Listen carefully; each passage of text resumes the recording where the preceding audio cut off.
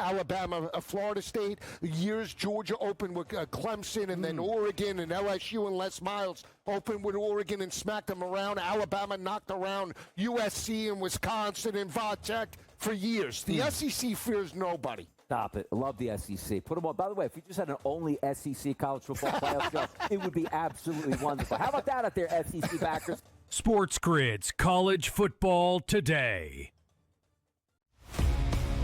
So the Mets, they went through a rough stretch where they were terrible, but, they win the series versus the Mariners. They're kind of turning things around just a little bit. Like, the offense has been there. You said they were in a playoff race. It's tough to say, they need to win. It's like trying to trust teams in different sports at the end of the season. But the hitters are hitting right now. Lean into the Mets, lean into the Phillies. These teams have something to play for, and they're cooking right now. Pro Baseball Today, only on SportsGrid. I think what you saw last year is it's tough to say, it's projectable. But I do think it's something that when you're taking shots here, you're looking for a bye-week coverage wide receiver on your roster or a guy that has upside who's young enough to grow into more of a role. I think the development of Bo Nix was stunningly good last year. If we can build on that again this year, I think Marvin Mims is a really good selection as the 57th wide receiver off the board. Fantasy Sports Today, only on SportsGrid.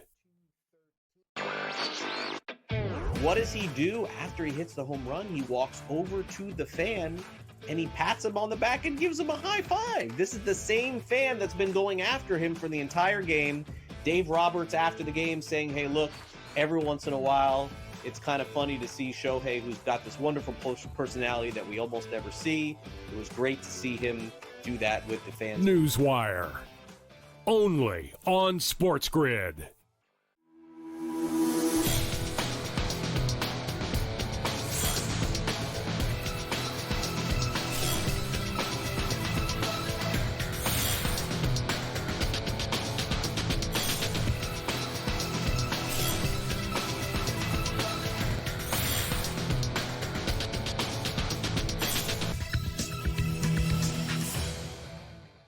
Good afternoon. Welcome to NewsWire here on SportsGrid ahead of the college football Thursday night openers, and there are a bunch tonight. We'll get to them and preview them. We got Josh Graham coming up on the show. We'll get to the latest and everything happening, of course, in college football. Our buddy Joe Ranieri will be along for the ride as well. We'll get into the latest in the National Football League. Matt Lutovsky from Sporting News checks in, and some baseball discussion as well with Danny Burke with the very latest on Major League Baseball's odds. And as I mentioned, some marquee games tonight in college football. We'll get to them. Our in-game live programming has you covered later this evening, and make sure you catch all of our game time decisions as well. One of the biggest sports betting events of the weekend is week one in college football, so buckle up and get ready.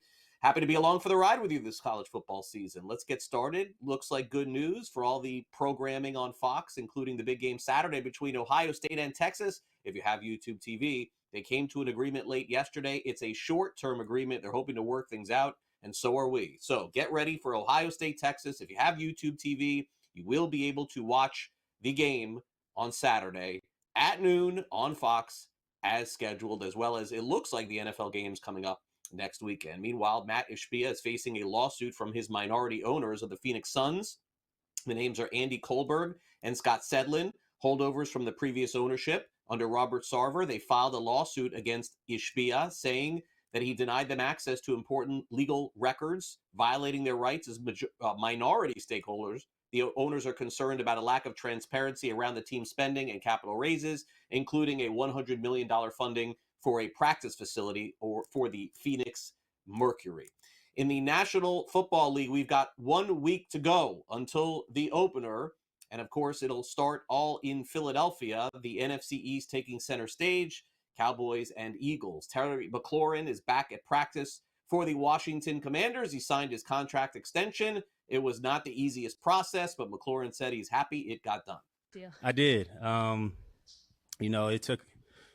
was a long process, and, there's no playbook or script on how to handle this situation. And so, you start out one way and then you hope that it ends the way it's ended. And so I'm thankful for this process to just be able to be back on the field, and just the conversations that, Buddy and AP had, and myself and AP, and me and DQ. So it's definitely been a process, but I'm really happy to be back out here with my teammates, and just very thankful to be a part of this organization and a part of this fan base that's supported me through all of this. So it's exciting. For the first time before his July 4th fireworks incident, there's good news. Najee Harris back on the practice field for the Los Angeles Chargers. Meanwhile, it all gets started the Bill Belichick era at North Carolina this weekend as well. Buckle up. Bill Belichick says Gio Lopez is his starting quarterback going into week 1. Not a lot divulged, as you can imagine, by Belichick until his meeting with the media yesterday. Also said they'll change the game plan each and every week based on who they play. Kind of bizarre. Well, we don't really have a whole playbook. I mean, we do, but we don't, because we wouldn't do everything against everybody. We have certain things that we do against certain teams and the way they play, and maybe not so much on something else. So we would fine-tune that based on the game. But yeah, Gio's made a ton of progress. We've evaluated things through training camp, and as now we get ready for TCU, he'll be our starting quarterback. So we'll give him the majority of the reps in practice, and make sure that we get him, as much preparation as possible. But everybody needs to be ready to go. But I feel very comfortable with him and what he's doing. But he'll get better as we go forward, because we have a lot of practices in front of us and a lot of games in front of us, and we'll all learn a lot from those. So, I think he's ready, but I think he'll be, like everybody, more ready as we go forward. Deion Sanders says if teams make the college football playoff, they should get a bonus in terms of money. Already NIL money going there. We'll see if that works. Alabama's defensive lineman Tim Keenan III is going to miss multiple games. He's a fifth-year senior, expected to be a first-day pick in the NFL draft in the future. We'll see if that still is the case. Okay, are you ready for tonight's college football games? Let me run down some of them to get you hyped and interested. We'll start off 5:30 p.m. Eastern. The first game of the day is going to be played in Tampa. Boise State takes on South Florida. The Broncos are 5.5-point favorites, and the total is 62.5. What does it mean? A lot of points expected to be scored, especially with the way South Florida played defense last year. 62.5, first game on the board. 6 o'clock Eastern, they'll kick off in New Jersey. Ohio takes on Rutgers. Scarlet Knights, 15.5-point favorites, total of 51.5. Later that evening, which is tonight, we've got Miami, Ohio taking on Wisconsin. We know that the Badgers are going to run the ball, so the total is 40.5, and they are favored by 17.5 points. And then the marquee game of the evening in the Power 5 is Nebraska taking on Cincinnati. Of course, Dylan Raiola at quarterback, back for Nebraska again. Total 51.5. That's a 9 p.m. kickoff. All the action covered for you tonight here on SportsGrid. Meanwhile, Shohei Ohtani picked up his first win officially of the Major League Baseball season because he went through 5 innings. He struck out 9, and he gets a win against the Cincinnati Reds. Reds get swept, falling back in the standings. Here's Dave Roberts on the effectiveness of Ohtani picking up the win. Yeah, I think so. Just early on, getting his sea legs back and getting going, it takes a while. And so I thought tonight was one of those nights that, he was locked in and worked some things out and really got into a good rhythm. He talked about being less predictable tonight. Was that something that he was conscious of coming out of his last start? I think so, because I think if you look at his last start, there was some kind of a lot of predictable fastballs where I thought today he used his curveball really well. I thought Dalton did a nice job and just kind of using his entire pitch mix. And early on, he just couldn't kind of get the feel for that split. But, the sweeper, the fastball, the entire pitch mix got better as the game went on.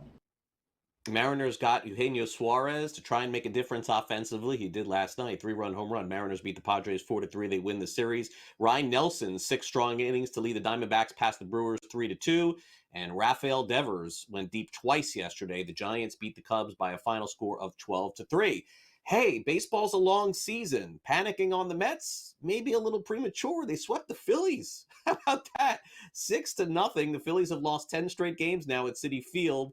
And rookie Nolan McClain pitched yesterday. Look at this start. 8 innings pitched, 4 hits, no earned runs against that Phillies lineup. Worth a mention by his manager, Carlos Mendoza. Yankees hit 6 home runs to power past the Nationals 11-2. Yankees scored 9 runs in the bottom of the 3rd inning. Also, the Red Sox keep pace with the Yankees as Cedane Rafaela ends up hitting a 2-run home run in the 9th. And Boston beats Baltimore by a final of 3-2. And Addison Barger hit a 2-run double in the 8th. And yes, the East teams at the top keep winning 9-8. The Toronto Blue Jays end up beating the Minnesota Twins. Coming up next, it's time to dive into the latest in the National Football League. We found out about the suspension to Chiefs wide receiver Rashee Rice. So we'll get into the Chiefs coming up and how that potentially can affect things. Stay tuned. Matt from Sporting News dives into it next. I know it's a big fantasy football weekend for a lot of you as well. We got you covered there too. So don't go away. More NewsWire coming up right after these quick messages.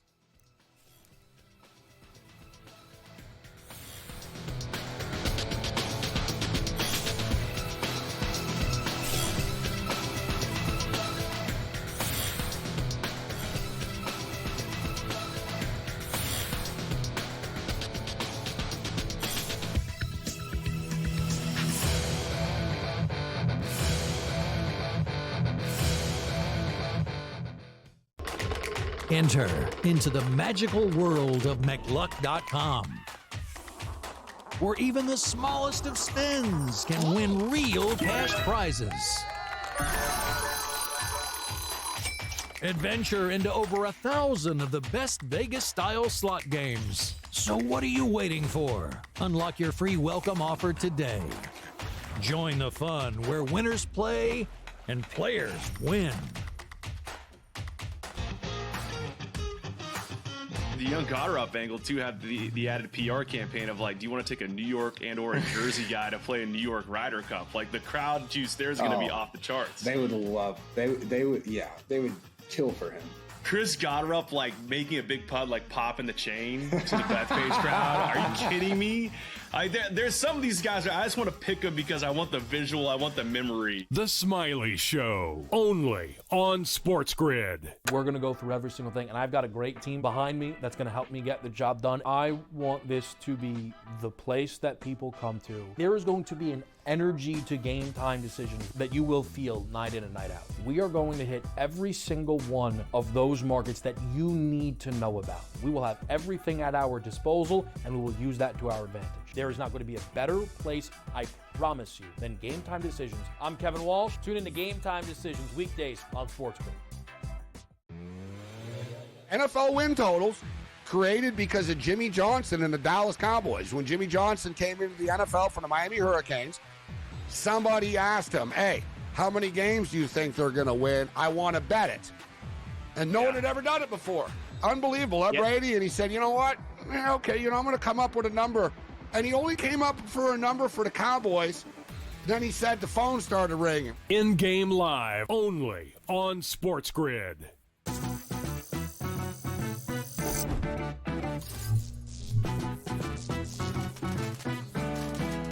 Did you know sportsbooks tend to draw up tighter bet lines for events that get even more bettors, like championship games or major matchups? My tip?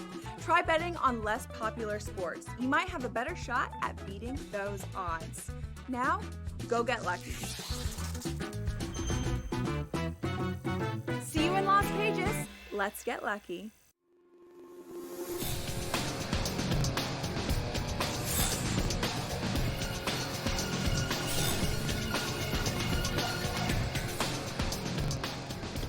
Welcome back to NewsWire here on SportsGrid. Before we say goodbye to Matt Latovsky, which we're going to do here on the show, but not yet. Don't want to ruin the punchline here. Let's bring in Matt to go over the latest in the National Football League. And Matt, I know, is very heavily involved in the fantasy game over at Sporting News as well. And so this is a very big weekend for everyone. In fact, we have a special running throughout the weekend here on SportsGrid, 2-hour fantasy special. In fact, I'm back for tomorrow's show as well on Fantasy Sports Today. But Matt, got to make some decisions here, and it looks like the decision was made, it feels like, by Rashee Rice, accepting this suspension that he did for the first 6 games of the season. It was less than 2 weeks ago where we had heard that he was going to potentially appeal and wait, but something tells me that had he lost that, it would have been a lot more than 6 games, which is why he's accepting the 6-game suspension now. Does that sound right? Yeah, I think there's a lot of truth to that. I wonder if the backlash against Chiefs favoritism that was going around there, which always goes around when anything positive happens to the Chiefs. I don't know if that had any effect on this either. Probably not. But the bottom line is, I think they looked at the situation, maybe felt this was inevitable, and like you said, maybe even could have been worse. So just sort of taking the punishment right up front, and give him more time to recover too, and get healthy and get ready for the season. So it probably made more sense to do it this way too. Obviously, the Chiefs have a bit of a front-loaded schedule. I mean, they have a loaded schedule in general. They're always playing big games, whether it's against another really good team or just it's on national TV one way or another because they're the Chiefs. So that was going to be a factor no matter what. So I think going into this way, it lets them know what they're dealing with right off the bat, and they can adjust going from there. And their season win total stays the same, 11.5. Light favorites to win the West for the first time in a while, among the favorites to win the AFC, and among the favorites, Matt, to win the Super Bowl. If this is our last time chatting, we may as well get your prediction on the Chiefs this season. How about winning the West, winning the AFC, and winning the Super Bowl? I can ask you on all three. Do you vote yes? Any of the three? I think they're going to win the West. I actually do think they're going to win the AFC, and I know that's really boring, and everyone wants to pick another team. As far as winning the Super Bowl, that's where it's obviously going to get a lot tougher. But as I sit here right now, I think they have as good of a chance as anyone. It's always tough to, make a Super Bowl pick. But, if I had to pick a team, I would pick them because I still think they have the best quarterback. I think a lot of people maybe have changed their mind on who that best quarterback is, but I do think it's the Chiefs, and I think they got that one more run in them. But it's super competitive this year, as we all know. So it's going to be fun to watch them try. Yeah, the team that seems to be picking up the most steam, by the way, in the division from a betting perspective, at least when I look at the odds, is Denver. It seems like this is, kind of a team that a lot of people feel will even make the jump ahead of the Chargers to make the playoffs. And as you can see, look, I don't think the Raiders are going to win the division, but they can't have worse coaching that they've had the last few years. I mean, Pete Carroll's at least going to give them that initial jump there. So maybe that's kind of what represents the division and why the Chiefs, instead of like minus 140 or minus 105 this year. Yeah, no, I agree. I think that the Chargers and the Broncos are really good teams. I think that's going to make the division tougher for the Chiefs to win, but I do still think they're the best team and obviously have the best quarterback and the most experience. And I still think they have the best coaching, even though there's some really great coaches in that division. All right, college football, very rare to see a two-way player like we saw with Travis Hunter, and there's a lot of skeptics that say that he's not going to be able to do it at the next level. ESPN reporting he's good to go. He had an injury, but he's going to play in week 1, so he still has 8 or 9 days to get ready for that. So that's certainly good news. Let's take a look at his odds. If he plays both positions and plays them well, I mean, he should win Rookie of the Year going away. But I just don't know that they're telling the truth here. His offensive Rookie of the Year is 10-1. Defensive Rookie of the Year is 13-1. And then as you can see there, Matt, there's some other props involved here, some long shots as well, as you can see. To capture 750 receiving yards, 5 interceptions. It seems like a long shot to me. Do you think he has any chance to win either Rookie of the Year? Yeah, I think he has a better chance for offensive than defensive based on what they've sort of said at the onset. Yeah, it was funny. Last year at this time, we all thought, or a lot of us thought, he's more of a natural defensive player. That's his better position. That's what he's going to be in the NFL. And apparently it's a little bit the opposite. Look, a guy like that, I didn't think he could do it at Colorado, what he did. I'm done counting him out or saying he can't do this, as impossible as it seems to play both positions at a high level in the NFL. But even with that said, I have a tough time expecting him to win both Rookie of the Years. I mean, even one would be monumental when you're trying to do two things. So I do think the offensive is a little more likely. But at this point, I think betting on him, you're betting on him to stay healthy, which again, I'm not going to count it out, but it is, the degree of difficulty is higher. There's no getting around that. So I think, some of those bets, whether it's a prop or just winning an award, they're a little tough to bet on with him, as amazing of a player as he is. Yeah, let's take a look at the AFC South real quick, where Jacksonville is actually the second shortest odds, Matt, to win the division. Texans are favored. Colts have fallen back to plus 350, although naming Jones, a starting quarterback, gives them a better shot, I think. And then Tennessee probably aiming toward being competitive next year, taking a little bit of a jump this year would be probably my guess as to what they want to do. I don't know. Is Houston getting enough credit here? It seems like talent-wise, they got more than the rest of the division. I'm surprised that they're plus money. Yeah, they do. I think everyone's focused on their offensive line after they made that trade in the offseason. And sometimes we do that with teams. We forget about all the good because we focus on this one glaring bad. But I do think, to your point, they are still the best team. And I think they deserve a little more credit than they're getting.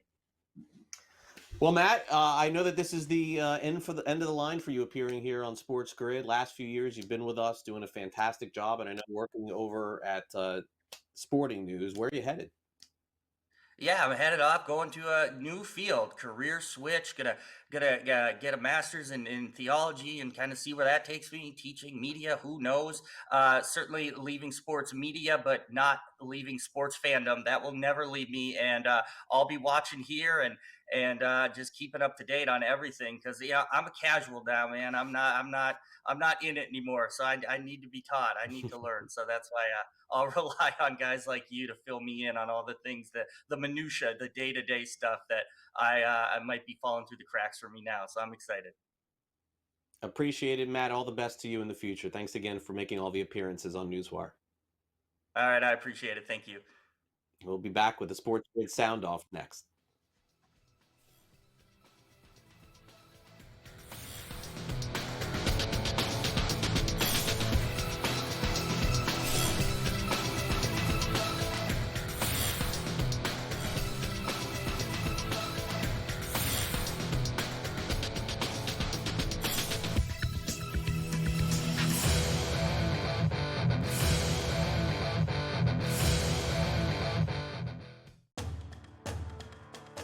Alabama, Florida State, years Georgia opened with Clemson, and then Oregon and LSU and Les Miles opened with Oregon and smacked them around. Alabama knocked around USC and Wisconsin and Vatech for years. The SEC fears nobody. Stop it. I love the SEC. Put them on. By the way, if you just had an only SEC college football playoff show, it would be absolutely wonderful. How about that out there, SEC backers? Sports Grid's College Football Today. So the Mets, they went through a rough stretch where they were terrible, but, they win the series versus the Mariners. They're kind of turning things around just a little bit. Like, the offense has been there. You said they're in a playoff race. It's tough to say, they need to win. It's like trying to trust teams in different sports at the end of the season. But the hitters are hitting right now. Lean into the Mets, lean into the Phillies. These teams have something to play for, and they're cooking right now. Pro Baseball Today, only on Sports Grid. I think what you saw last year is it's tough to say, it's projectable, but I do think it's something that when you're taking shots here, you're looking for a bye week coverage wide receiver on your roster or a guy that has upside who's young enough to grow into more of a role. I think the development of Bo Nix was stunningly good last year. If we can build on that again this year, I think Marvin Mims is a really good selection as the 57th wide receiver off the board. Fantasy Sports Today, only on Sports Grid. What does he do after he hits the home run? He walks over to the fan and he pats him on the back and gives him a high five. This is the same fan that's been going after him for the entire game. Dave Roberts after the game saying, hey, look, every once in a while, it's kind of funny to see Shohei, who's got this wonderful personality that we almost never see. It was great to see him do that with the fans. NewsWire, only on Sports Grid.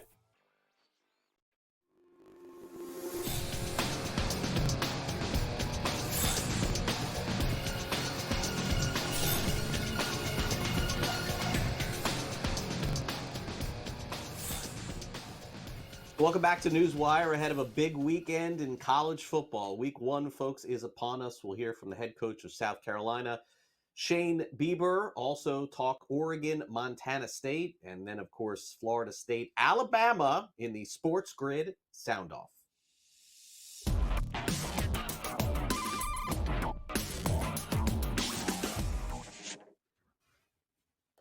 What an intriguing matchup, and one that's not really being talked about all that much, is Sunday afternoon. South Carolina takes on Virginia Tech. Why?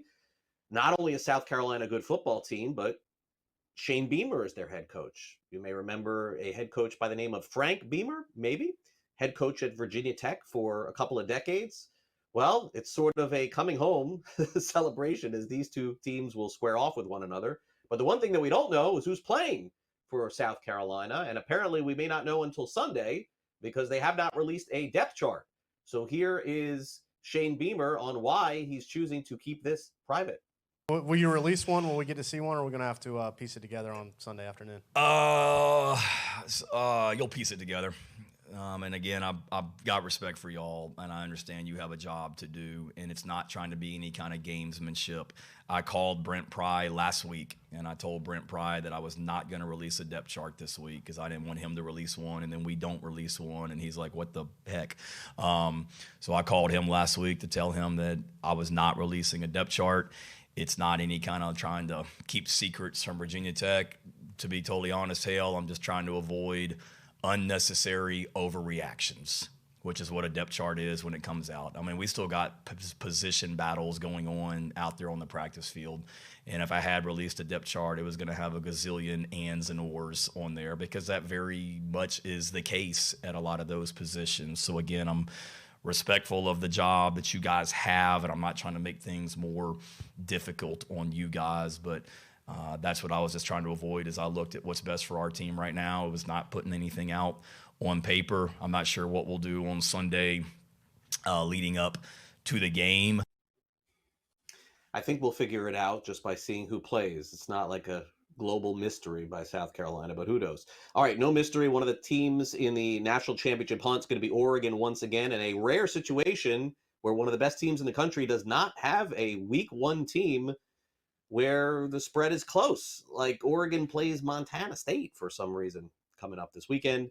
But Dan Lanning says that no matter who they play, they're up for the challenge. Good practice today, really on a Thursday practice schedule for us, as we have a little more time to prepare. So we'll be able to get 2 Thursdays in and kind of go through our entire script on both sides of the ball. But overall, I like to compete from our guys and where we're at. Bring it on the right, Zach. Going into your 4th game one here at Oregon, just curious if you ever have time to sit back and reflect on how much you've grown as a coach and kind of how different the program is versus 2022 against Georgia. Yeah, probably not a ton as far as reflection, but definitely think we're in a lot different place than we were when we first got here. Just everybody understanding what's the task at hand, what it should look like. The standard is raised here, and certainly appreciate all the hard work from our players and staff to get us there. Florida State needed probably to face a team that they could beat in week one of the college football season. So years ago when they scheduled these things, they thought, okay, let's take on Alabama. 8th ranked team in the country. Florida State at least gets to host the Crimson Tide in week one, but they are 13.5-point underdogs going into the first week of the season. And with the season they had last year, Mike Norvell, head coach on the hot seat, previewed the matchup and says it's time to bounce back. Thought it was good as we progressed into game week. It was good having the prior week of introduction and really trying to just ramp up, with the confidence, understanding, really trying to hone in on our on the details, continuing to focus on situations, that could show up throughout the course of the game. I think guys are handling that. I think, especially some of the young guys, newcomers, just building that, that confidence and communication that's been, it just does take time. And, I think that they're putting a good emphasis towards that, of taking what they're hearing in the meeting room, applying it out there on the field, trying to put them in some challenging situations for what they could see. First game of the year, you're always going to have a big, there's always going to be a lot of volume that you're going to throw at them of potential things that could show up. And, I've been pleased with how the guys have responded through that, throughout the practice time. And, tomorrow, Friday, they're going to be critical as we continue to lead up to game day. But coming up next, it's time for us to dive into the National Football League. We'll check in with Joe Ranieri 1 week away from the NFL opener. We'll give you the updated line. Cowboys and Eagles next on NewsWire.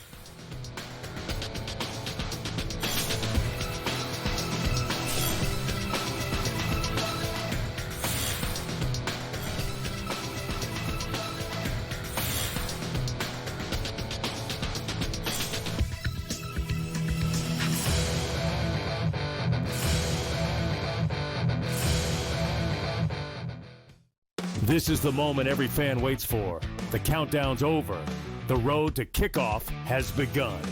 Play is here to stay. I'm not going to name names, Kevin. From win totals to player props, from division races to MVP debates, we've got eyes on every camp and data feeding 24/7, breaking down every angle across the league.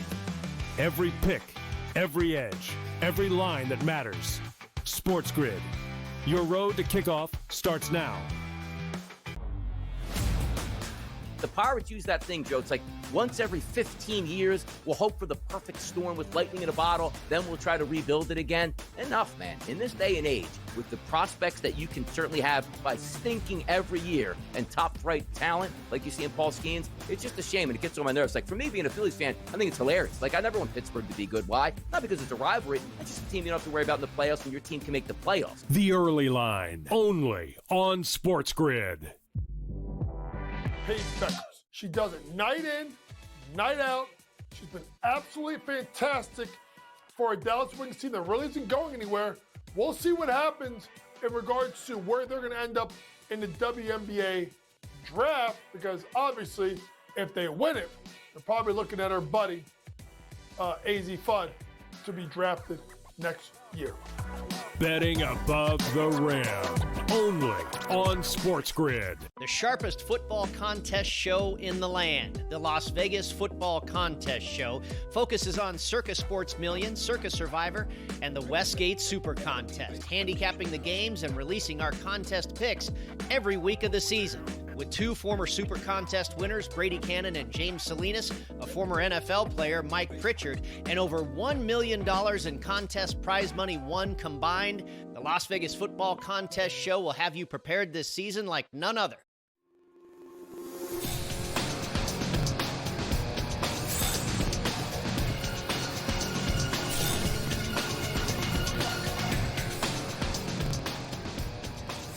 Welcome back to NewsWire. Joe Ranieri's weekends are going to be really busy, starting now.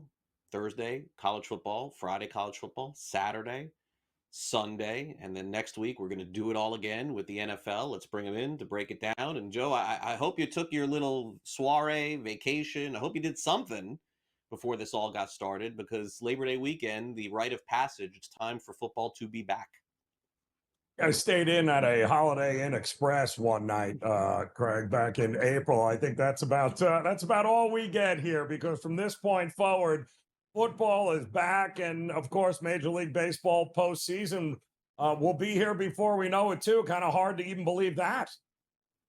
Yeah, and believe me, I'm getting ready for that as well. All right, so let's take a look quick at the NFL next week, and then we'll get to tonight's college football games and the weekend too. Look, they put Dallas on Thursday night for a reason, because they want those ratings. They're going to get them. The Eagles are clearly favored. There's still talk of Micah Parsons signing with Dallas. It seemed like Brian Schottenheimer put a bucket of water on him playing regardless in the first week of the season. So this line does make sense, 6.5. I don't think it's going to go any lower than that. There's Cowboys tax built into everything. Like, I think if it was any team not named the Cowboys with their talent, this line would be 7.5 or more. Total of 46.5. Odds makers got to protect themselves against Cowboys backers. Is that the right approach going into next week?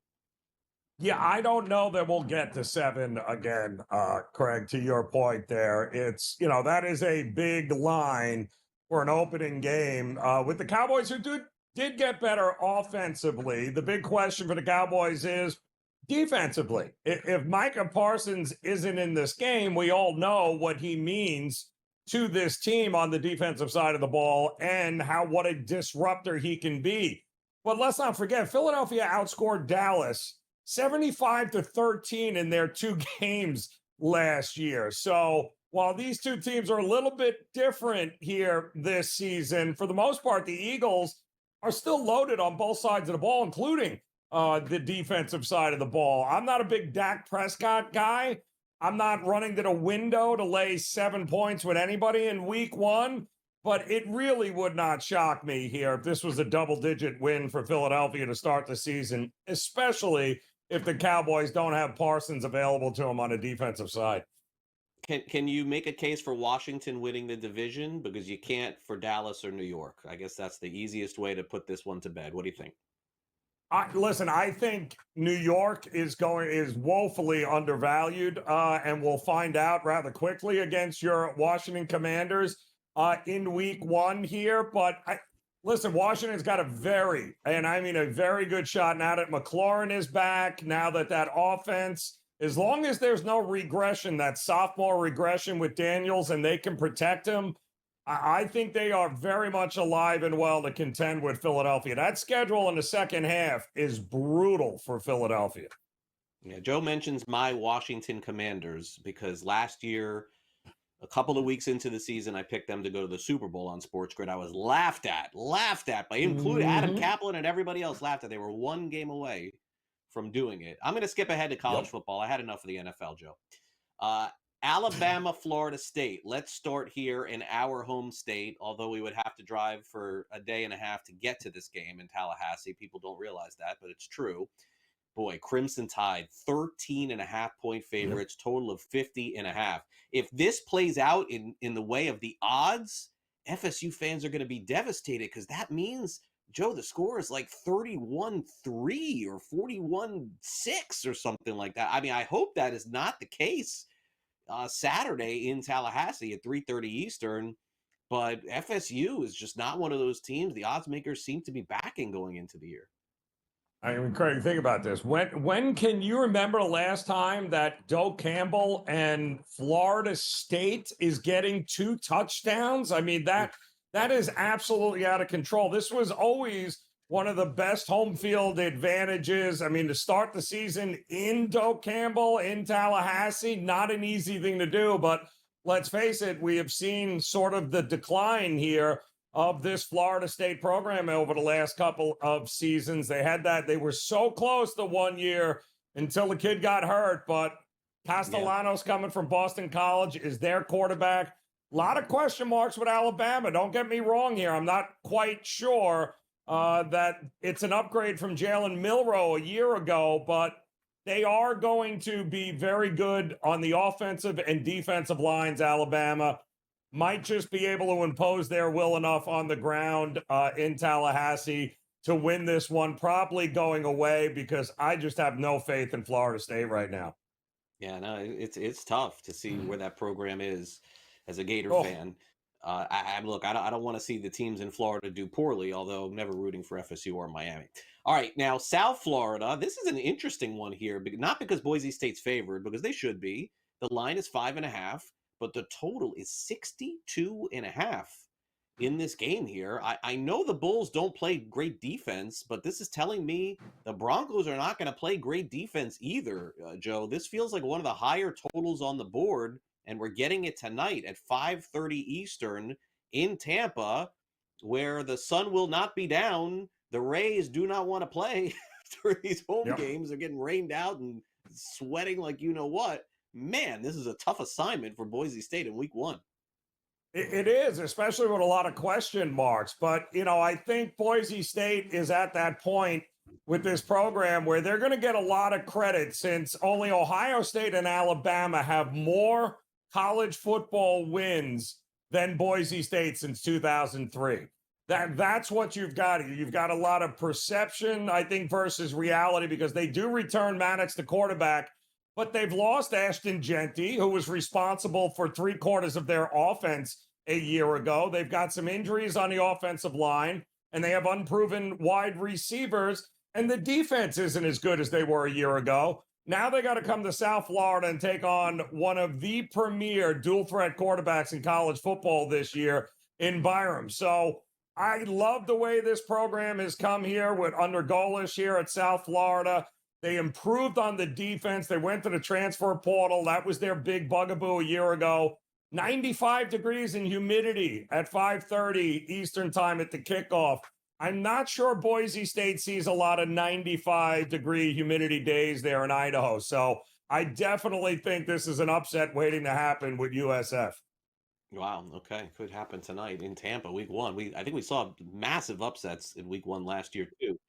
Okay. So Greg Schiano, this is interesting in the season leading up to the season and their practices. By the way, they're 15.5-point favorites tonight, total of 51.5. Rutgers, apparently, now, I mean, this is what he's saying. that they're going to throw the ball a lot this year. I mean, a Greg Schiano Rutgers team airing it out, I mean, that's not something that I would have anticipated. But again, he says that he likes the passing game. This could be successful, or it could lead to some disastrous outcome. Which one will it be? Well, I mean, listen, they returned the starting quarterback. The former Minnesota quarterback is back for Rutgers. They had plenty of success actually throwing the ball a year ago. I don't know that there's any reason why that can't continue this year, especially you're opening up against a MAC team who is coming off of 3 straight 10-win seasons. They were your MAC. They made it to the MAC championship a year ago. But there's a lot of changeover. They got a new coach. They've got new coordinators there. And again, it's MAC versus Big Ten. And Schiano's a guy over the years that has no problem running up the score in a big way with teams that he knows he can beat. They're more physical. They're bigger. They're stronger. Returning quarterback with a lot of experience. I think Rutgers runs away with this one and probably throws the ball a lot more than people think. Joe, before you go, what's your game this weekend? Your Joe Ranieri couch watching special in college football. I mean, you're going to be working, I know, for us too, but pick your one. I'll game be of the working, weekend. but I will also be there for Notre Dame wiping Miami across the field in their own building to start the season. Bye-bye, Mario Cristobal. Bye-bye. Thanks, Joe. Have a good weekend. We'll be back with Josh Graham.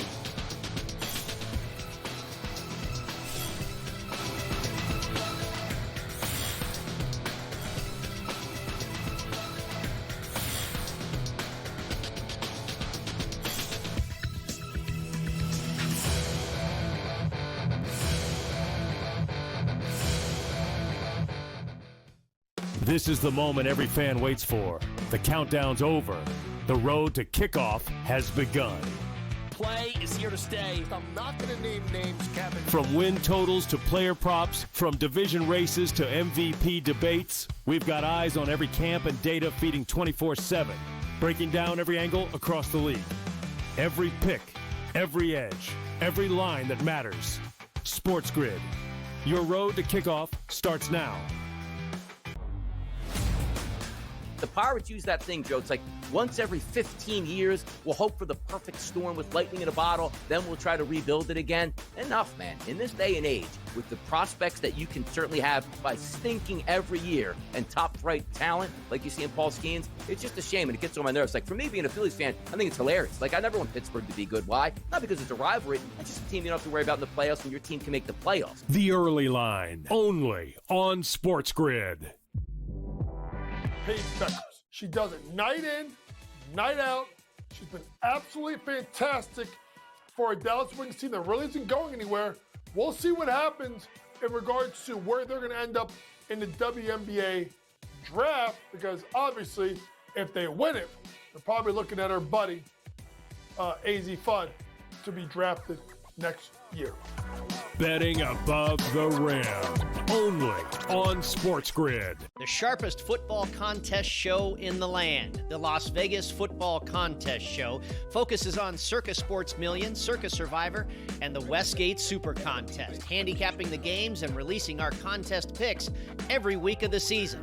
With 2 former Super Contest winners, Brady Cannon and James Salinas, a former NFL player, Mike Pritchard, and over $1 million in contest prize money won combined, the Las Vegas Football Contest Show will have you prepared this season like none other.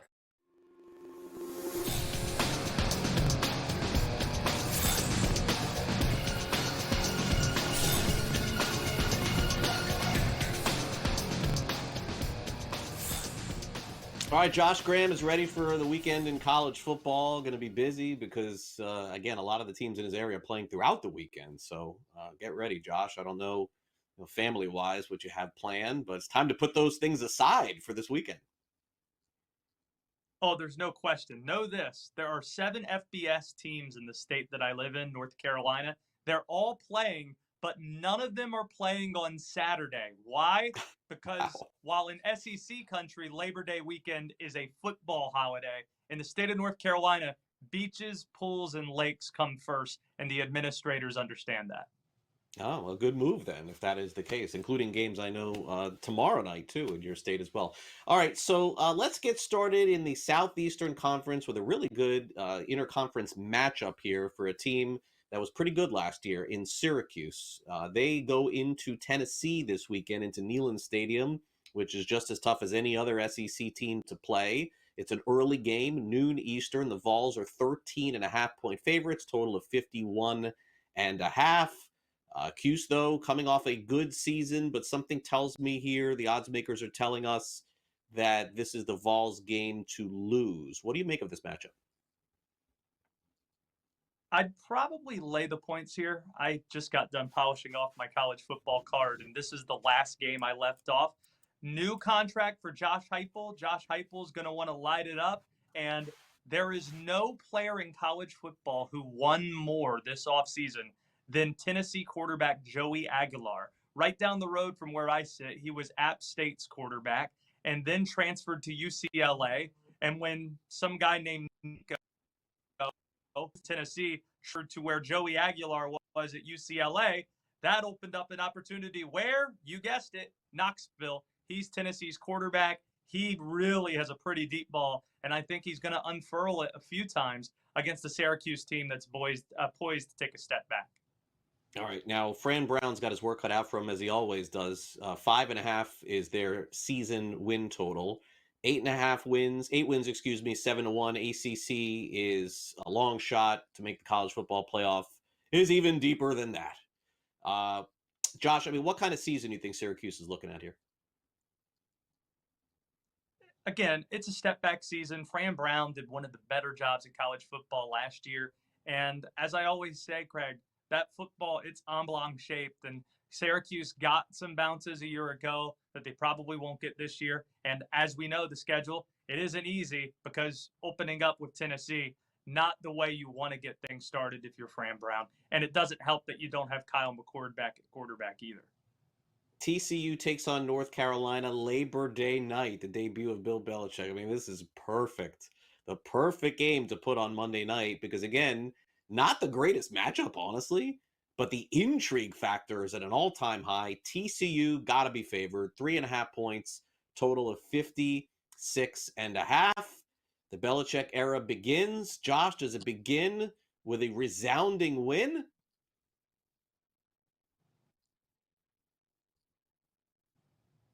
I will be at this game on Monday night, and I actually disagree, Craig. I don't think this is a game that TCU had to be favored in. I think with hype, a lot of these markets, especially early on in the season, everybody looks at the game and what they know about it is Bill Belichick's coaching in it. So let's make North Carolina maybe a favorite, trying to tease a lot of people into betting, try to get people to bet even money on TCU on the other side. But the fact that North Carolina is a 3.5-point home underdog should tell you how they feel about TCU and the uncertainty with this Carolina roster. I think if I had to pick a side in this game, I probably lay those points with TCU and think that the folks out west know something that maybe the public doesn't. Yeah, I would agree. Total 7.5, by the way, for North Carolina, their season win total, and you can get tremendous odds if they do anything more except play average football this season. I think when we talked earlier, you maybe leaned last month toward the under 7.5 wins. Is that accurate? No, I still think it's over just because the schedule is very easy. You get past this weekend and you got a lot of favorable games. You avoid pretty much everybody but Clemson. North Carolina avoids. So I think even if you lose this weekend and lose a rivalry game against NC State towards the end of the year, Clemson, and let's say they lose to Clemson too, obviously, I think 8 wins is pretty much what you should expect from the Tar Heels. But I got this number in the offseason at 6.5 before it bumped up to 7.5. Gotcha. I felt a lot better about that number than I do 7.5, but I still like slight over for North Carolina. All right, the marquee matchup in college football on Saturday night. This is the one. LSU and Clemson, 2 teams ranked inside the top 10. Fantastic matchup with the Tigers of Clemson favored by 3.5 points, total of 57.5. I hope this game lives up to the billing with this total of 57.5. Oh, it's Tiger versus Tiger. It's Death Valley against Death Valley. And I think The fact that LSU's breaking in a new offensive line or a lot of new members on the O-line against a Clemson front that should feature at least 2 top 10, top 15 draft picks in Death Valley, that's a problem. That's not a good recipe. I think Clemson's coordinators, one of the bigger moves made this offseason was Clemson prying away Tom Allen from Penn State to be their defensive coordinator. I think Clemson's going to come in with a good game plan and probably start this game off pretty well. LSU is going to struggle to score in it. So maybe the best play from this is LSU team total under 26.5, because that's just such a great task to try to go on the road with a new offensive line and score against one of the best defenses in college football. Finally, the trend says Miami. The talent may say Notre Dame. They'll square off Sunday night, 7:30 Eastern at Hard Rock Stadium, total 49.5. Living in South Florida, Josh, it does seem like they're actually going to pack this stadium on Sunday night, which, they generally don't do, by the way, when the Hurricanes play there. When the Dolphins do, they sell out. Can Notre Dame finally get a win in this stadium, not named the Orange Bowl? They can. I think they're going to put the Hard Rock Stadium in this game. Both these defenses are going to be ready to play early on in the season. Points are going to come at a premium, especially early on. Don't be surprised if Carson Beck looks better than the way he's being presented, but Notre Dame deserves the slight edge. Josh, thanks again for coming on. Enjoy the weekend. Labor Day weekend. Appreciate it. Thanks, Craig. Coming up next, we will dive into the latest on Tom Brady being able to speak to other teams before the broadcast.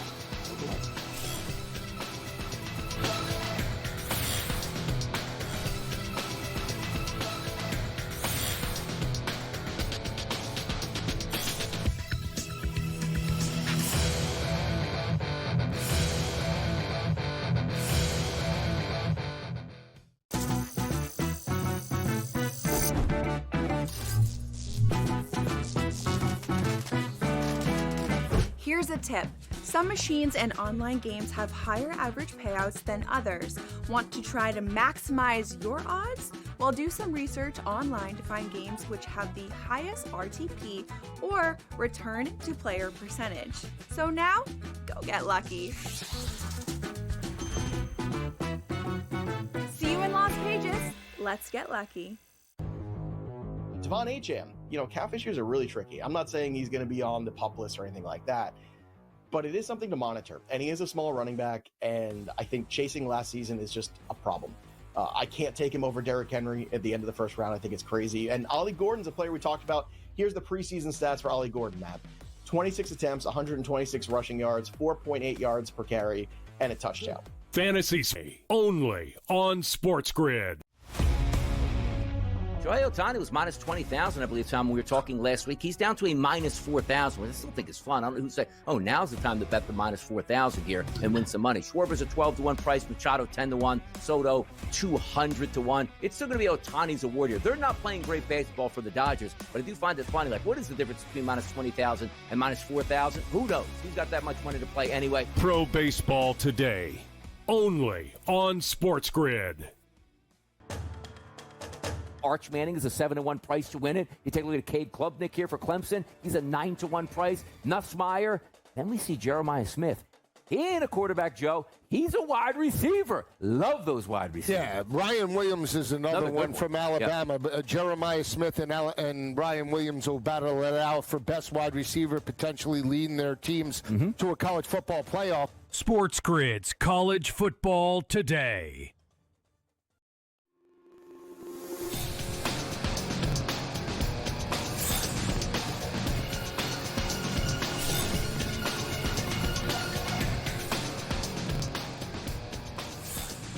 Welcome back to NewsWire here on SportsGrid. We're going to hear now from our friends at Front Office Sports with a very entertaining discussion surrounding Tom Brady. You may remember Tom Brady, who was hired for a lot of money to broadcast games as the #1 analyst on Fox on the games on Sunday. And then all of a sudden, after that, he decided to become a minority owner in the Las Vegas Raiders, to which the NFL said, if you're an owner, you can't go in the locker rooms of the other teams and meet with the other teams ahead of your broadcast because you have part ownership of one team. Well, I guess they've rescinded that, and now Tom Brady is indeed able to get some breakdown going into his games that he will broadcast on Fox, and that is the subject of our friends, and they discussed it on Front Office Sports. All right, let's bring in Front Office Sports Editor-in-Chief Dan Roberts for more insight into this. So, Dan, we knew this was a different sort of makeup with Tom Brady joining the broadcast booth and being a minority owner at the same time. But why does it feel like the NFL is making different rules for him now? Well, first of all, people would say he's the GOAT, right? And as a longtime Patriots fan, I don't disagree in terms of on the field. But it does also feel like there's an exception being made, a special case being made, unless now we're setting a new precedent for the future. That's why, to me, this raises a lot of follow-up questions, right? Because now, could it be open season? Could you see other current broadcasters become part owners? Jason Kelsey, who's an on-air guy now, he's so Eagles. Why wouldn't he get a tiny symbolic stake in the Eagles? If you're Jeff Lurie, why not let Jason Kelsey have a tiny 0.5% of the Eagles, right? When Travis Kelsey retires, he's going to want to quickly become an NFL owner. In the past, you would have thought, well, isn't there a conflict there? And my opinion is, there is a conflict there. But what the NFL is signaling here, or Fox, or both, is we've decided we don't care. We've decided there isn't enough of a conflict to say that he can't join these meetings. Now, according to the report, he's still not allowed to attend team practices. Right. But come on. I mean, if he's a part owner of the Raiders, and the Raiders owner has said, Mark Davis, that Brady's very involved, or, you know, that there's an extent to which he is involved in football operations, I just don't see how that's not a conflict. But we've gotten the answer. The NFL is putting this to bed. They think there isn't enough of a conflict, right? Now, if you ask, well, why would someone care? The average fan might not care. The average fan might not watch this in such, you know, granular detail as much as media watchers do. But I think big football diehards who analyze all of the game callers and say, this guy's great, this guy sucks, they care. Right. And maybe one reason to care also is maybe this will make him a better broadcaster.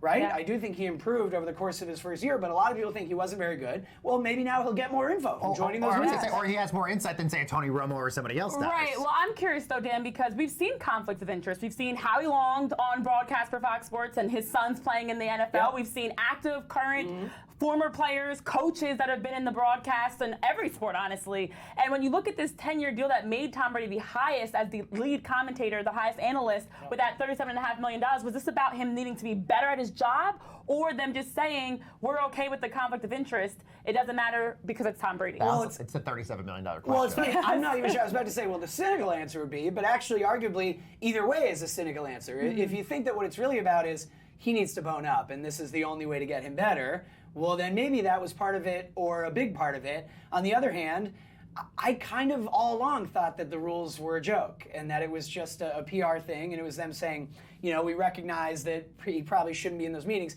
Now they're basically letting the mask slip, and they're saying, we don't care. And if you ask me, they never cared. And we've had a lot of people come through on FOS Today, on Portfolio Players, the series I do, and basically we've asked them, Logan Ryan and other broadcasters, is there a conflict there? We asked Ryan Clark at our huddle in the Hamptons, and all of the fellow current or former athletes who are now in broadcasting, they've always said all along, no, I don't think it's a big issue, I don't think there's a conflict. And I think if this is true that he can join the meetings now, then it's the league and Fox saying, we agree, we don't think there's a conflict. Well, if that's the case, then why just not allow him to go to team practices and all these other things? Why are you making sort of an exception for that as opposed to this? Is it just to still say, look, we're still holding some standards here? Well, arguably, it's one thing to ask players and coaches before a game, what are you looking for in this matchup? What are you going to be thinking about? What are you going to be prioritizing? And then you get little nuggets that you can cite on air in your broadcast, which again might make Brady better. It's a different thing to stand there on the sidelines and observe practice and say, well, I was at the Vikings practice and I saw a certain play they're running. But wait a minute, he's advising the Raiders on their play on the field, right? And in his hit with you guys on FOS Today, what did he say? Oh, I don't view my Raiders ownership as a business thing, as an investment thing. I view it as helping players grow. Well, wait a minute, wasn't that a tacit, acknowledgement that he's really kind of involved in the play calling and the coaching? So again, I still see a conflict here, but if the rules are done largely, then I think the league and the network are saying we don't see enough of a conflict. Yeah, well, for $37.5 million per year, he should be there. This is his job. His broadcast partners are all in the meeting, so it's like, should this become a point of either you're a broadcaster or not? It makes you wonder that. And last year they said, oh, Kevin Burkhardt will share the info with him. Exactly. That's not good enough. Yeah, very good point. Dan Roberts, our editor-in-chief, great insight as always. Danny Burke comes up next. We'll talk some baseball after the break.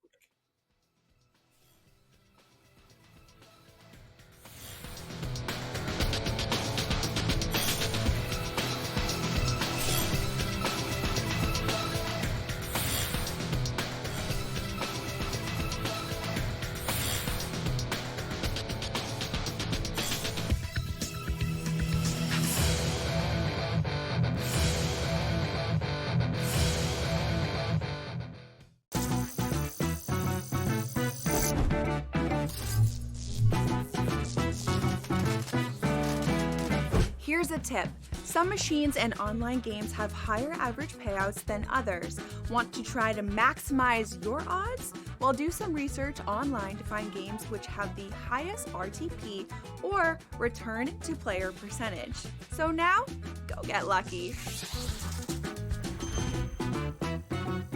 See you in Las Vegas. Let's get lucky. Devon Acham, cow fishers are really tricky. I'm not saying he's going to be on the PUP list or anything like that, but it is something to monitor. And he is a small running back, and I think chasing last season is just a problem. I can't take him over Derrick Henry at the end of the first round. I think it's crazy. And Ollie Gordon's a player we talked about. Here's the preseason stats for Ollie Gordon, Matt. 26 attempts, 126 rushing yards, 4.8 yards per carry, and a touchdown. Fantasy only on SportsGrid. Shohei Ohtani was minus 20,000, I believe, Tom, when we were talking last week. He's down to a minus 4,000, which I still think is fun. I don't know who'd say, now's the time to bet the minus 4,000 here and win some money. Schwarber's a 12-1 price, Machado 10-1, Soto 200-1. It's still going to be Ohtani's award here. They're not playing great baseball for the Dodgers, but I do find it funny. Like, what is the difference between minus 20,000 and minus 4,000? Who knows? Who's got that much money to play anyway? Pro Baseball Today, only on SportsGrid. Arch Manning is a 7-1 price to win it. You take a look at Cade Klubnik here for Clemson. He's a 9-1 price. Nussmeier. Then we see Jeremiah Smith. He ain't a quarterback, Joe. He's a wide receiver. Love those wide receivers. Yeah, Ryan Williams is another one from Alabama. Yep. Jeremiah Smith and Ryan Williams will battle it out for best wide receiver, potentially leading their teams to a college football playoff. SportsGrid's College Football Today.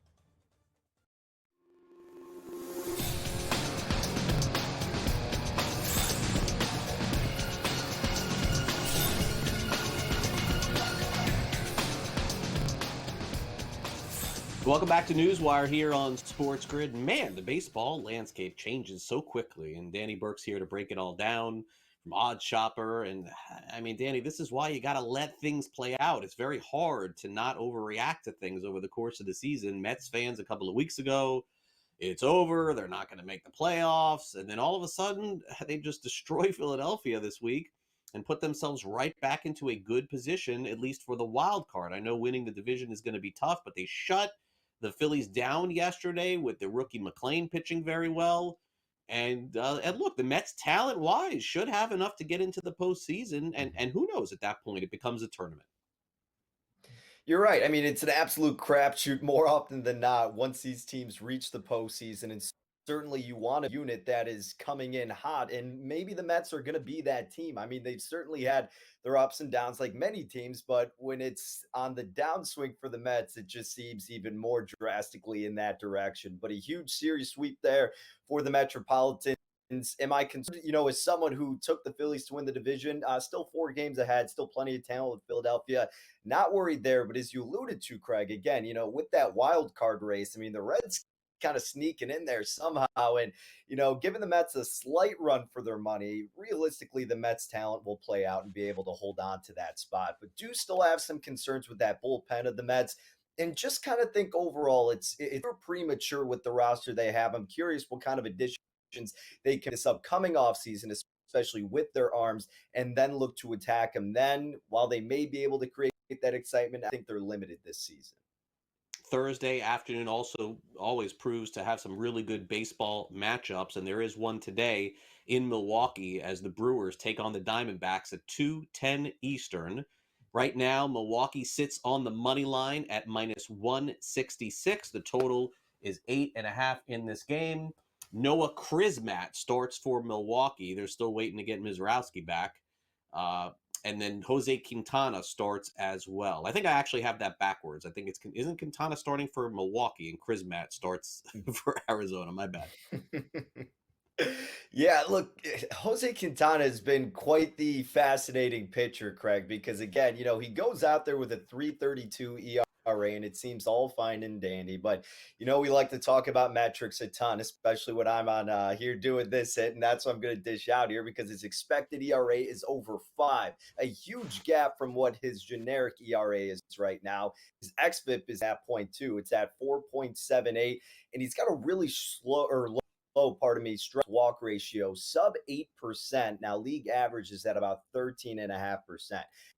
I could keep going on about rattling about how Quintana should be getting pummeled. And, I'm kind of banking on that happening today. I do think there's a little value in the Diamondbacks plus money price there. But with the unknown of Crismatt on the other side, despite looking serviceable in 2 stints, but there's not a big enough sample size to really gather that to put the confidence to taking the Diamondbacks money line. So instead, I'm taking the over 8.5, lay about minus $1.25. Even at 9, I still like it, but I'm willing to lay a little bit more to get that 8 in the hook. But again, if you get that 9, that's okay if you're not laying too much, because Milwaukee, as we know, their offense has been prolific. The last month, they're first in weighted runs created plus against righties, and then top 10 are the Diamondbacks against southpaws. So finally, hopefully, maybe an offense can put that to Quintana. And again, I'm betting on that being today.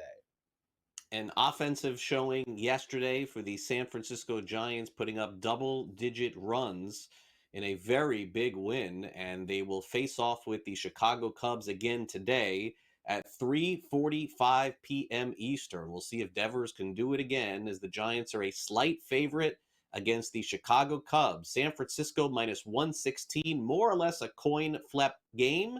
Total of 7. Aces on the bump, Shota Imanaga and Logan Webb. Should be a great matchup today, Danny, in the Bay Area. Yeah, certainly another pitcher who's been staying afloat is Imanaga, and maybe that's been doing him a slight disservice because he is a really strong pitcher. We're all aware of this here in Chicago, but again, some of his numbers are a bit concerning. He's not producing a lot of ground balls when these balls are batted in play. It's sub 30%.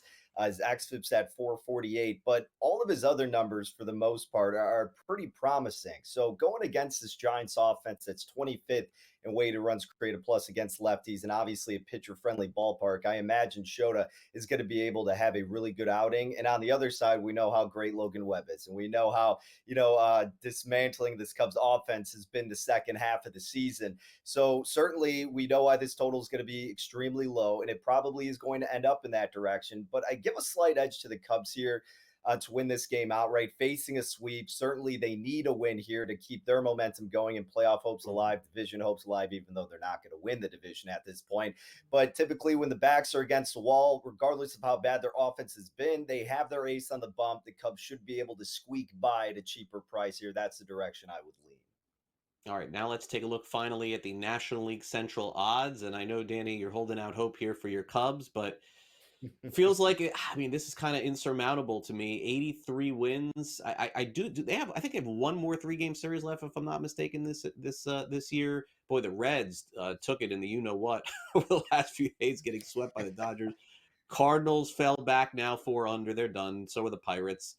So is this the finish of the division here? Do you think 1-2? I definitely don't think the Reds are catching the Cubs. Do you think that the Cubs can catch the Brewers?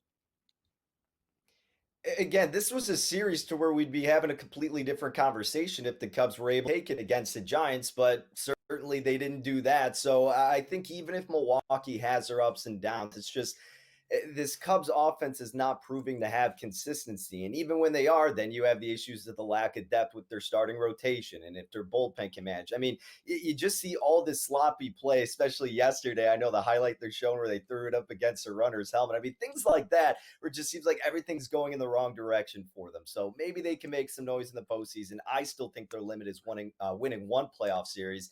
Would I take them to win the division? Nah, the Brewers are going to find a way to hold on here, even if it doesn't look like it's being done in a seamless fashion. Sure. The Cubs are going to continue to shoot themselves in the foot more often than not, it seems, by the time we get to October. Award season is coming, and the American League MVP is getting closer and closer here. Aaron Judge was minus 270 a month ago. He's minus 150 now. Yeah. Cal Raleigh plus 110. Boy, this seems like it's very tough to handicap. Even the Cy Young Award is getting closer too. Craig, I am just perplexed here with the lack of respect, I guess I would say, that Aaron Judge is getting in the market here. I mean, you look at his numbers across the board, and it's not even close. I mean, obviously, in terms of run production and home runs, Cal Raleigh takes the cake. But you look at everything else, I mean, especially batting average. Like, Judge is having an outstanding year, and Cal Raleigh's, below 250 in his batting average? I get that Cal Raleigh also brings the defensive presence there and, tip of the cap. But, I mean, come on. This has to be Aaron Judge with his numbers in literally every other metric Kendrick, he gets the nod. So I know it's late in the season. Value is relative. If you're getting Judge at that cheaper number, I know shop around, you're kind of getting him around minus 105 at some books. I think that's worth a play. And then you talk about the Cy Young. It's kind of crazy that we're getting Skubal around that minus 150 price. People don't like to lay that, especially with futures. But again, value is relative. You weren't able to get him at that price quite some time ago. And there you go. You could even get him at minus 125. I think that's a great look for Skubal, who's got better numbers than Crochet and obviously on the best team in the American League right now. So I think Tariq gets the nod and goes back to back. Yeah, and I think Crochet is probably one really good start away from evening this up. I think it's possible. True. National League Rookie of the Year is also close. A week ago, Isaac Collins was the favorite to win the Rookie of the Year. Now it's Cade Horton at plus 170. Drake Baldwin's been hot, so he's plus 185. It's a 3-player race, Danny, down to the finish. Yeah, again, as a Cubs fan, I mean, from a betting perspective, I've kind of been waiting for Cade Horton to implode out there, but he's managed to stay alive. I think it's his last 7 starts. He's only given up 2 earned runs. Great ground ball rate there. He's giving up less than 1 home run per 9 innings pitched. Makes sense why he's the favorite. Yeah, the only other value I would see there would be with Baldwin. Would definitely take him over Collins, but that's going to be a fascinating one to see come down to the wire. If Horton can continue to hang on, it's his award to lose. I agree. Danny, thanks for coming on the show. Really appreciate it. Anytime. Matt Marshall joins us next. Don't go away.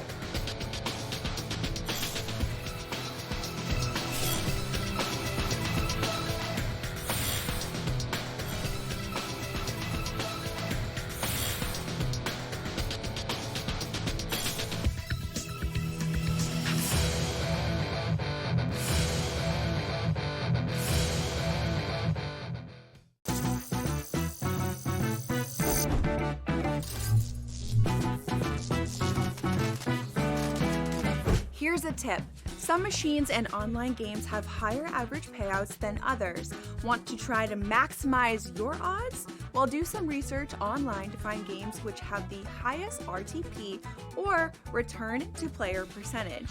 So now, go get lucky. See you in Las Vegas. Let's get lucky.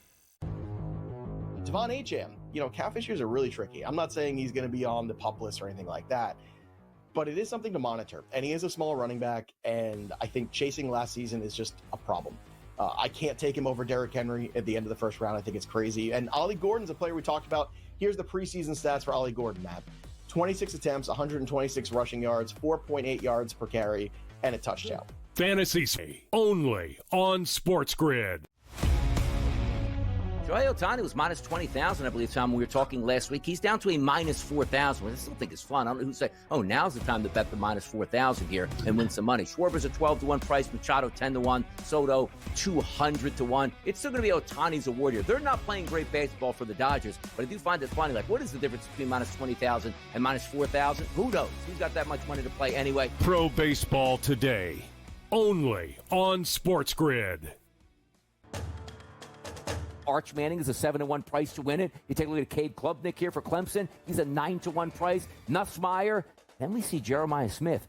He ain't a quarterback, Joe. He's a wide receiver. Love those wide receivers. Yeah, Ryan Williams is another one from Alabama. Yep. Jeremiah Smith and Ryan Williams will battle it out for best wide receiver, potentially leading their teams to a college football playoff. SportsGrid's College Football Today.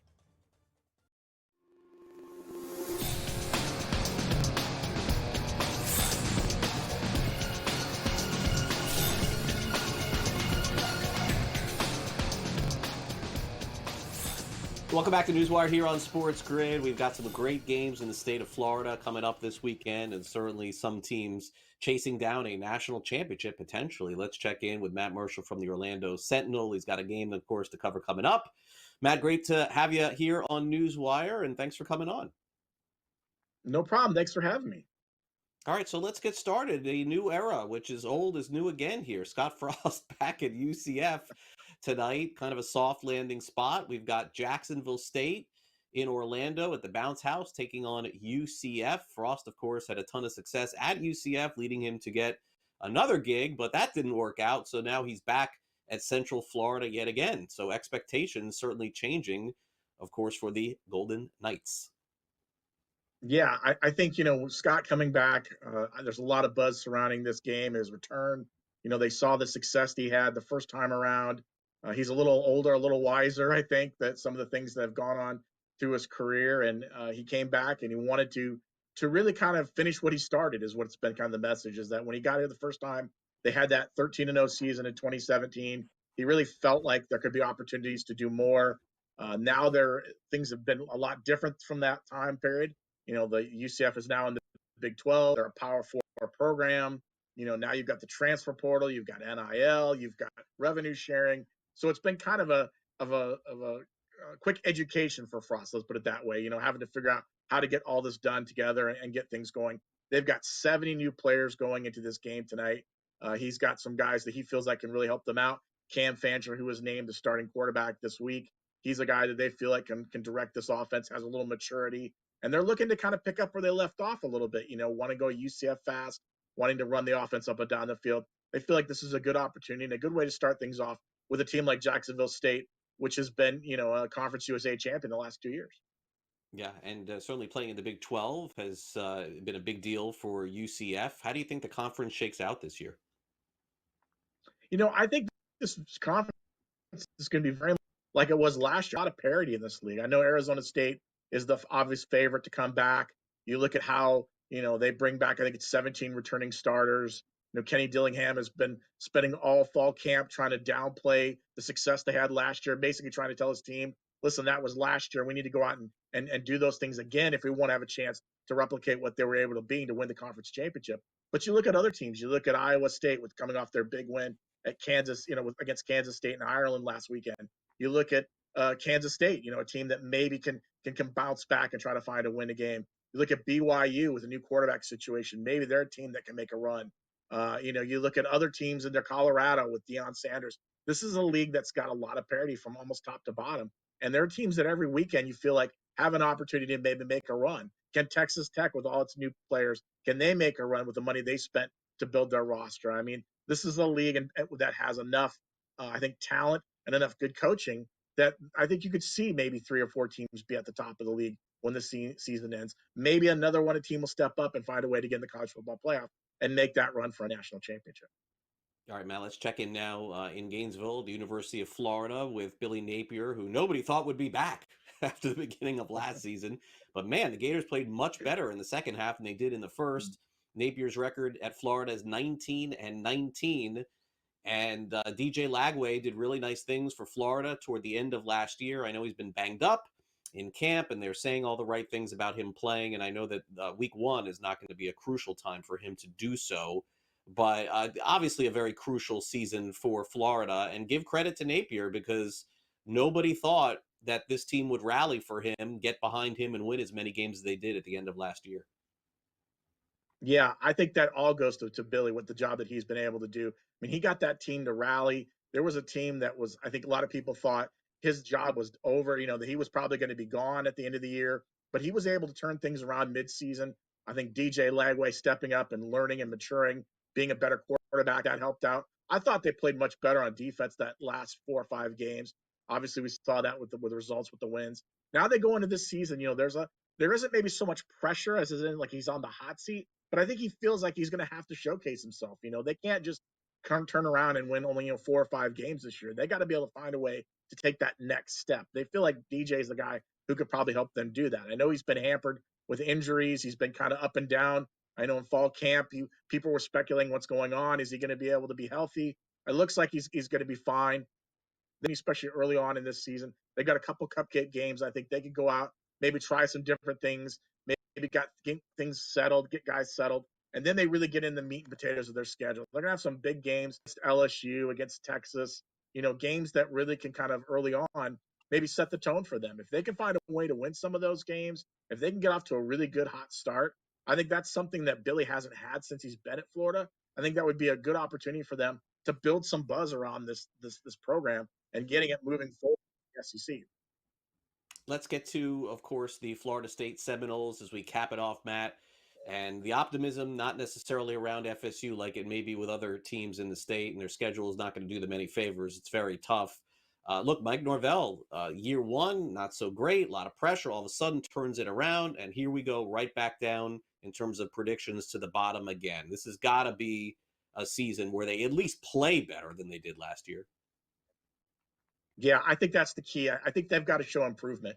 Mike spent a lot of the offseason, he basically retooled staff, brought in former UCF head coach Gus Malzahn to be his offensive coordinator, changed up his defensive self, brought in a lot of pieces on the coaching staff, went out to the transfer portal again, kind of leaned heavily on that portal, try to bring in a bunch of players. What they really needed to do is they needed to change the kind of the chemistry that was on that team from last year. I didn't think that, and Mike said this several times, he didn't think that team really bonded very well, had the kind of chemistry they needed to be successful. He feels like this team does have that chemistry, but you're right. It's going to be a challenge up front. They open up against Alabama.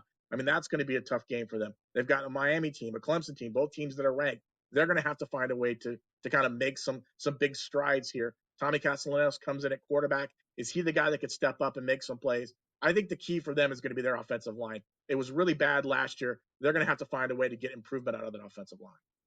Matt, great stuff as always. Enjoy the game tonight. Are you going to the bounce house tonight? Are you headed there this evening covering that? Yes, I am. Getting ready to head to the bounce house and check out UCF and see how Scott Frost's second debut, I guess, comes about.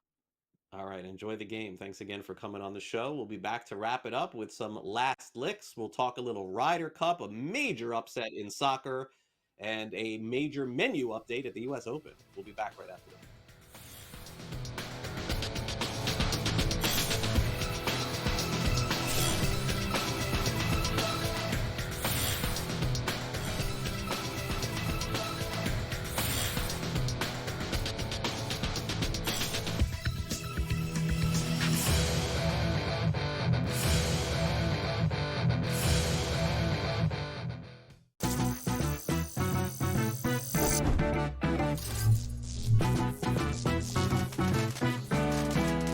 Here's a tip.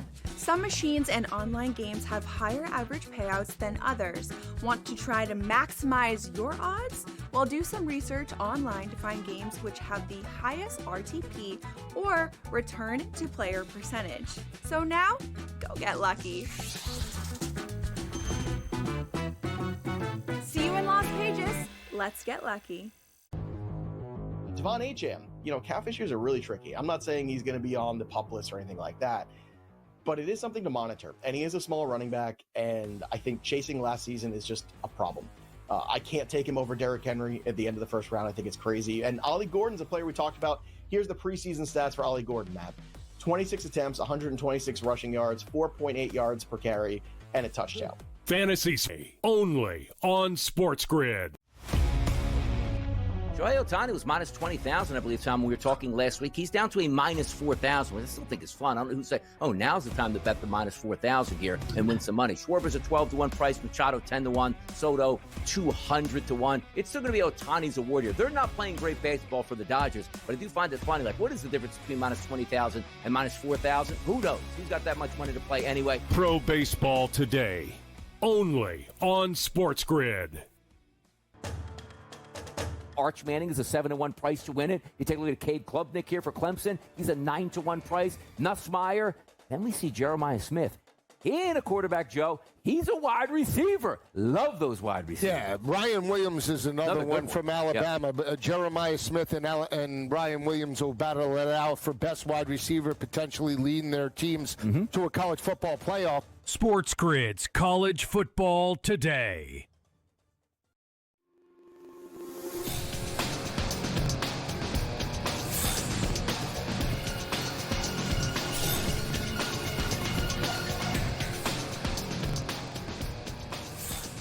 And welcome back to NewsWire here on SportsGrid. A crazy, crazy finish with Manchester United losing to a team they never should have lost to. Also, there's a menu change at the U.S. Open tennis tournament. We'll get involved in that and a whole lot more on this edition of the Last Licks.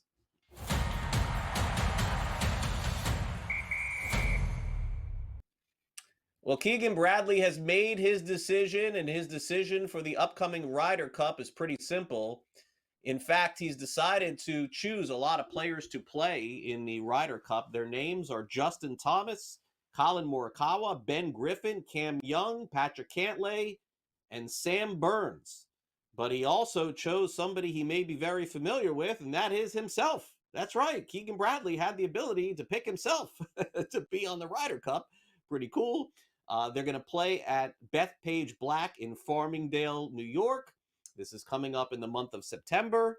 Ryder Cup, always a very popular event, of course, after the PGA Tour comes to a close. And I mean, what better than to be able to pick yourself to be able to play in this thing? I think that's pretty funny and actually pretty cool. Keegan Bradley picks himself. He'll be on the Ryder Cup team coming up. All right, now let's get to this big upset in soccer. Now, all things being said, I don't follow this as closely probably as I should, so I'll try to run it down for you here. There's a team, and the name of them is Grimsby Town, and they played at the Carabao Cup. And what happened was they had a shootout of 13 different rounds, apparently, here. I'm trying to figure this out here. And Grimsby Town beat Manchester United, and they stormed the field. According to a lot of people who follow this closely, say it's one of the biggest upsets in soccer history to end up doing this.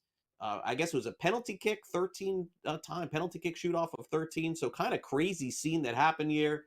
All the fans storming the field.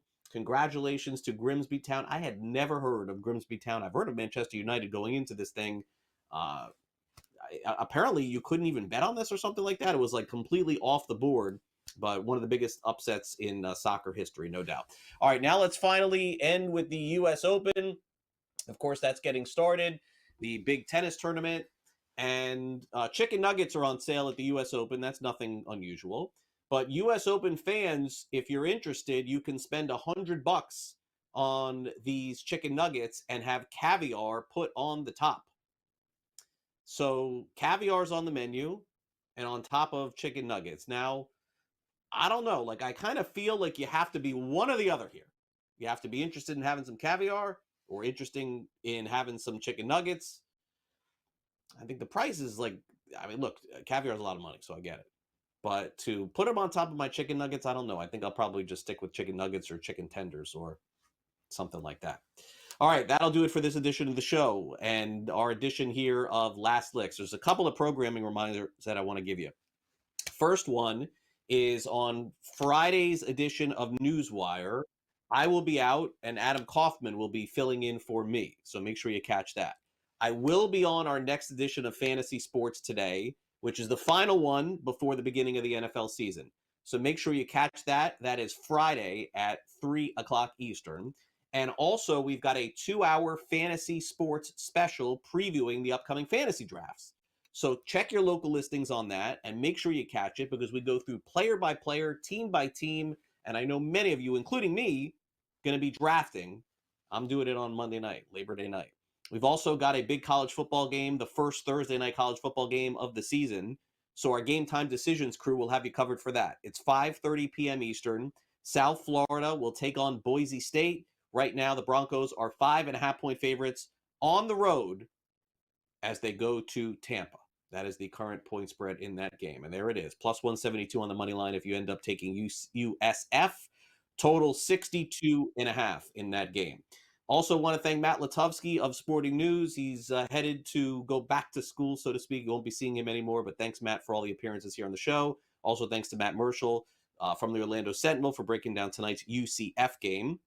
In addition to Danny Burke from Odds Shopper. Those were our guests here on the program today. And if you want to get all of your bets in one place and get them organized for the upcoming weekend, download the SportsGrid app. It's available for iOS and Android. Just take out your phone, scan that QR code. You're all set to go for the upcoming weekend here at SportsGrid. Thanks again to our director, Luke, and for my producer, Frank. I'm going to be out for a few days. I'll be back on NewsWire next Tuesday after the Labor Day weekend. So I hope you enjoy the great schedule of college football and all of our great analysts breaking it all down. Until then, have a great weekend. I'll see you back here